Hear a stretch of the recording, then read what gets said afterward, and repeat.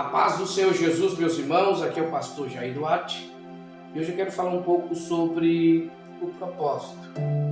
Sabemos que antes do propósito vem a promessa. E entre a promessa e o propósito, nós temos o processo. E só vive o propósito de Deus quem suporta e passa pelo processo. O processo não é fácil. O processo nos traz dores, o processo nos faz sentir-nos angustiados. No processo, muitas das vezes a gente pensa até em desistir. O processo nos leva por caminhos de lutos, muitas das vezes, por caminhos de lágrimas. Mas é no processo que Deus te ensina, é no processo que Ele te estrutura, é no processo que Ele te faz criar raiz para viver o real propósito dEle na sua vida. Então aprenda isto. Só vive o propósito de Deus quem suporta e passa pelo processo. Na Bíblia você vai ver José. Primeiro ele teve a promessa, o sonho de ser líder, de governar, de ser maioral, mas ele teve que passar pelo processo, o processo da cisterna, o processo da inveja, o processo em que foi parar como escravo no Egito, o processo da calúnia, o processo de passar 2 anos inteiros dentro de uma prisão sem dever.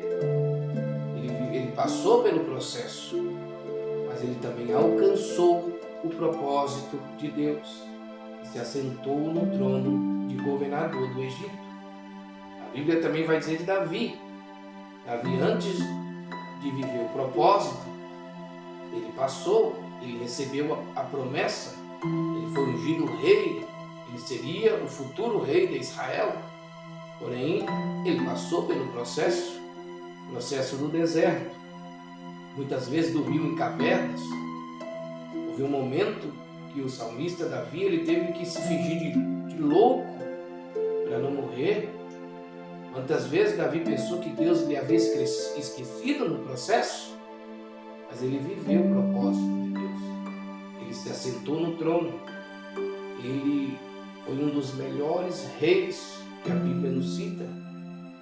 Davi foi honrado porque passou pelo processo, venceu e alcançou o propósito de Deus.